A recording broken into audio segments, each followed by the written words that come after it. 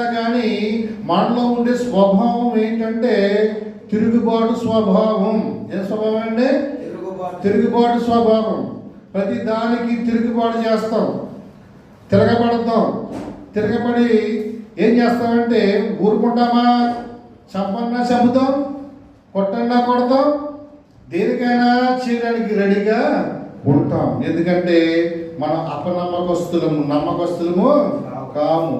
కనుక పిల్లరా, ఇటువంటి అపనమ్మకస్తులైనటువంటి మనుషులను దేవుడు ఏం చేస్తున్నాడో తెలుసండి? ప్రేమిస్తున్నాడు. దేని స్తోత్రం, హల్లెలూయా. మన అపనమ్మకస్తులమైనప్పటికీ ఆయన నమ్మదగిన దేవుడు. అర్థమవుతుందండి? మనం అపనమ్మకస్తులమైనప్పటికీ ఆయన నమ్మదగిన దేవుడు. మనం నమ్మకపోయినా కానీ ఆయన మనల్ని ఏం చేస్తున్నాడండి?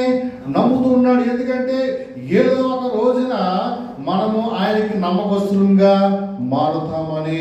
దేవుని స్తోత్రం చెప్తాం.